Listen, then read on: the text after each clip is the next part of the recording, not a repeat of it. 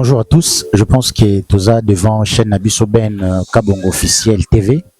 Alors aujourd'hui, Toyambi Mosali Nzambe Nabiso, Oyo Azali, docteur dans l'évangile éternel, il s'appelle docteur Alexis. Alors il va juste nous parler de l'adoration, parce que Tozo Mona Bato Bazo adorer trop, Bazo Ebate, adoration c'est quoi? Alors aujourd'hui, Toyambi pour à parler les biso sur adoration, Maloba Eza Namboka ya docteur Alexis. Topessier parole. Bonjour docteur. Ok, bonjour, je suis bien, docteur Benjamin. Toujours saluer d'abord tous les téléspectateurs et à chaîne Nabiso Ben Kabongo, partout ici à Bozali, Bozola Nabiso, na émission Oyo, toujours l'obéla. Moké na quelques minutes adoration. Nzambe na biso apambola bino d'abord pour na fidélité na bino pe confiance oyo. Bozo sale la chaîne oyo. Toko senga pe na bino bandeko bozo landa biso bo s'abonner massivement na chaîne parce que ça na makambo ebele ya malamu e koleka pour la santé physique, santé spirituelle Nabino. Nous espérons que le docteur Benjamin Kabongo Azawana mieux placé pour la santé physique Nabino, comme le médecin, et Bisoto Zawana pour la santé spirituelle Nabino, comme le prédicateur. Alors, vous s'abonner et puis vous partager parce que ça n'a pas émission. Il y a Moutuya Mounene Oeza Koleka. D'accord, na quelques minutes, tolingi tolba pour l'adoration parce que batu belé ba comprendre kapenza te que ce qu'est l'adoration. Batu mususu makanisaka, l'adoration c'est seulement des fois lorsqu'on se met à chanter les ba monika kakeza adoration. Mais biso tolingi totalisa muke adoration. Tozo talisa boye. Adoration et outil d'abord na adorer. Et adorer, quant à sa définition, honorer une divinité, on lui renda le culte qui lui est dû. Donc, adoration, donc, et outina adorer. Adorer, c'est-à-dire qu'on peut ça, nanzambe moko li memia, oyo, et kokinaye. Alors, toza utali sake, verbe wana ezali na origine na yango na hébreu eza koloba chakar pe na grec eza koloba proskinesis.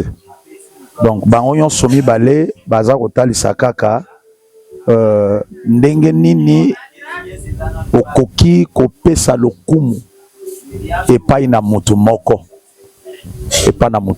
Maintenant toza kotalisa boye adoration ezali action d'adorer.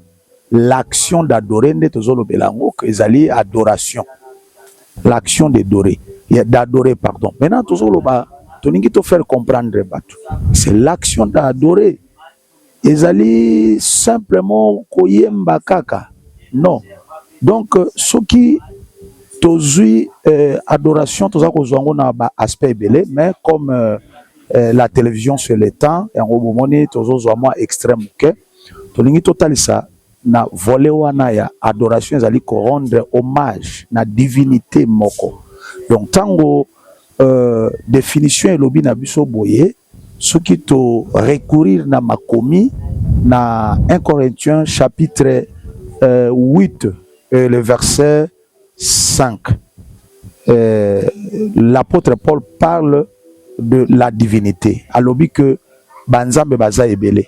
Et dans ce verset, il y présente que il y a pour nous les chrétiens, il y a un seul Dieu. Et puis à présenter que le seul Dieu là, c'est Jésus-Christ, notre Seigneur. Donc, bref, tozolobake, si on pouvait adorer n'importe quelle divinité, mais pour Nabiso, comme il y a un seul Dieu, Jésus-Christ, Donc biso toza ko diriger adoration na biso vers notre Seigneur Jésus Christ. Voilà, comme le seul Dieu et pas na biso. Maintenant tozo kenda koloba ke lokola balobi ko honorer une divinité, ko pesa e culte o ekoki pona ye. Nalobaki que l'adoration ne suffit pas seulement ya koyemba, mais toza kotalisa que l'adoration commence d'abord par le parole oyo l'adorateur azali ko utiliser pour adorer la divinité oyo azali ko adorer. Maintenant awa toza kotalisa que la vraie adoration d'abord ezalaka par la parole. Donc bamaloba na biso tolobaka tango tozali koloba ezali pe bamaloba ya bato ya mokili te, mais parole toza koloba wana c'est la parole de notre Dieu. Donc c'est l'enseignement oyo ebengamaka la saine doctrine. C'est ça. Donc la saine doctrine c'est la vérité. Donc on a le babongo. Donc l'évangile de la vérité. Dire la vérité à propos ya nzambe na yo. Donc l'adoration commence d'abord par les paroles oyo mutu abandi koloba. Aza kolobango na part ya nzambe na ye. Et toujours kende ko citer koloba que ba parole mutu aza kolobango na part ya nzambe na ye, comme ce sont des paroles de la vérité. Maintenant na ba parole wana nde l'adorateur oyo azali musicien, oyo azali chanteur. Maintenant, le musicien ou encore le chanteur, lui prend plutôt les paroles de la vérité et puis amemi yango na kati ya chanson na ye. Tango azali ko chanter la vraie parole, c'est en ce moment-là tout azali ko lobaki, il est en train d'adorer dans la chanson ou encore dans ses cantiques. Voilà pourquoi David a lobaki que n'a ko chanter la parole. Voilà. Naza ko chanter la parole. Voilà. Yango toza ko kende ko citer ko talisa ba téléspectateurs que l'adoration ezana no koyemba te parce que banzembo nyonso ezalaka na adoration na kati na yango te. Donc nzembo eza na adoration na kati na yango eza nzembo oyo ezali ko respecter d'abord la parole. Donc les chansons les cantiques nyonso toyembaka nyonso ebotami d'abord na parole. Voilà pourquoi la Bible dans Jean chapitre 1 eza koloba que au commencement était la parole était avec Dieu et la parole était Dieu.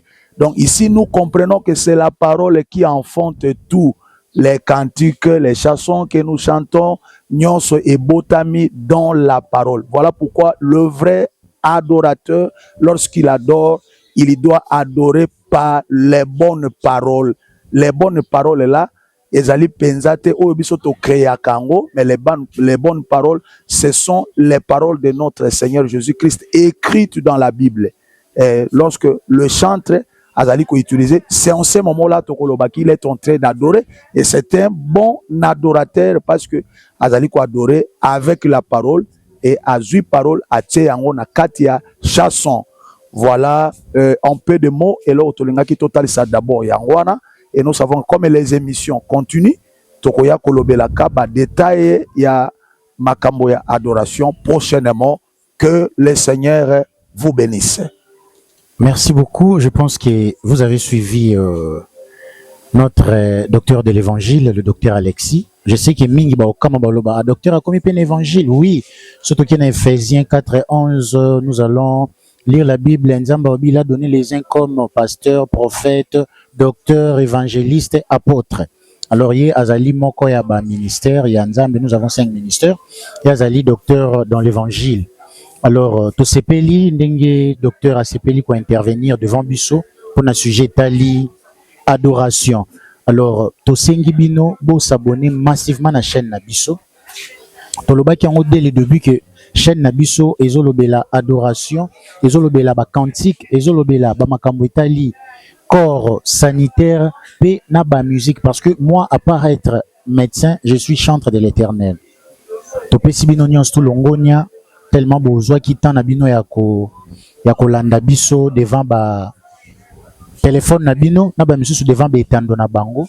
Vous partagez lien et vous s'abonner massivement Ben Kabongo officiel télévision. Je crois que le bon Dieu vous bénisse. Abonnez-vous massivement à notre chaîne Ben Kabongo officiel TV. Merci beaucoup.